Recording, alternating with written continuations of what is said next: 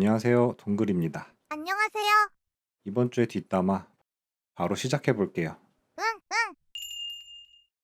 하나님이 함께 하셨다면 왜 계약은 깨진 걸까요? 좋은 방향으로 흘러가는 줄 알았는데 갑자기 무너질 때 어떻게 하나님을 신뢰할 수 있나요? 사실 저는 계약이 틀어진 이후에도 이 만남은 하나님이 여신 자리가 아니었나 보다 하는 생각을 하진 않았어요. 그때도 저는 하나님 안에서 살아가는 인생에는 우연이라는 건 없다고 믿고 있었거든요. 오히려 그래서 더 혼란스러웠어요. 그래서 왜 저에게 이 상황을 보게 하시는 거죠? 라는 질문이 나왔어요. 생각지도 못한 출장지에서 하나님을 아는 사람들을 만나게 되었고 서로 마음을 열고 대화를 나눴는데 결과적으로는 계약은 깨지고 마음의 상처와 손실만 남은 것 같았으니까요. 심지어 그때는 차라리 예수님 이야기를 하지 않았더라면 하는 생각도 들었어요.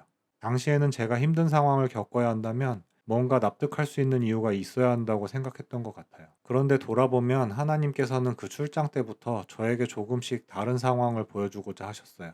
예전에 저는 하나님이 함께 하시면 당연히 좋은 결과가 따라와야 한다고 생각했거든요. 하지만 하나님께서는 모든 상황 속에서 제가 원하는 결과를 주시는 것이 아니라 각 상황을 어떤 마음으로 바라보고 어떻게 반응할지를 저에게 가르쳐 주고자 하셨어요. 물론 아직도 다 이해한다고 말할 순 없어요. 하지만 지나온 시간들을 통해 확실하게 알게 된 것은 하나님은 제가 생각하는 성공적인 방법만으로 저를 이끌어 가시지 않는다는 거였어요. 그 출장 끝나고 분위기 진짜 어땠어요? 솔직히 계약도 틀어지고 돌아오는 길이 굉장히 무거웠을 것 같거든요. 그날 가장 기억나는 장면이나 괴로웠던 순간이 있었나요? 그때 저는 계약이 무산될 거를 이미 알고 있는 상태에서 둘째 날 일정을 진행해야 했어요. 현지에서 저희 게임을 담당할 커뮤니티 매니저분들에게 운영 툴을 소개하고 교육하는 일정이 있었거든요. 그런데 저는 이미 이 계약이 틀어졌다는 걸 알고 있었잖아요. 그래서 설명하면서도 계속 마음 한쪽이 무거웠어요. 어차피 이건 진행되지 않을 수도 있는데 그 생각하면서도 그렇다고 그걸 티낼 수도 없는 상황이었고요. 그 상황 안에 혼자 남겨진 것 같은 무기력함이 있었어요. 지금도 그때의 감정은 꽤 선명하게 기억에 남아 있어요.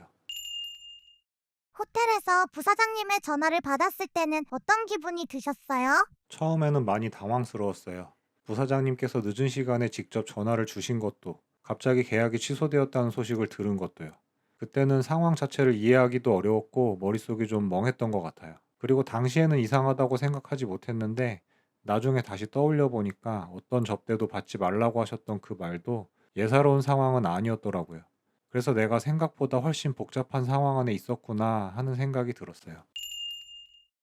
결과만 놓고 보면 굉장히 힘든 기억이 될 수도 있었잖아요.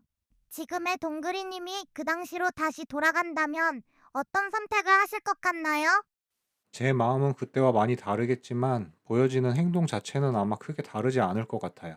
다만 지금의 저라면 그때보다 더 잘 들을 수는 있을 것 같네요. 그 당시에 저는 어떻게든 상황을 이해하려고 했고 제가 해야 할 역할이나 과업에 더 집중하고 있었거든요. 지금 다시 돌아간다면 그분들의 입장이나 감정, 그곳의 상황들을 예수님의 관점에서 좀 더 차분하게 바라보려 할 것 같아요. 그리고 아마 앞으로 어떤 결과가 나오느냐보다 그분들과 함께했던 시간 자체를 더 소중하게 바라볼 수 있을 것 같아요. 그리고 그때로 돌아간다면 제가 두 분께 맛있는 밥 한 끼 꼭 대접해드리고 싶네요.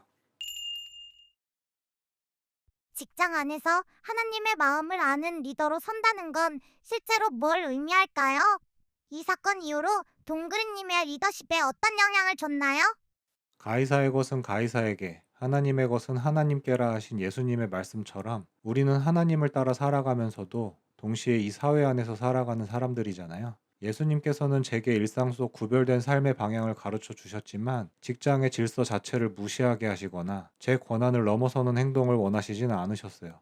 중요한 건 지금 하나님께서 내게 맡기신 자리 안에서 어떤 기준의 선택을 하는가였어요.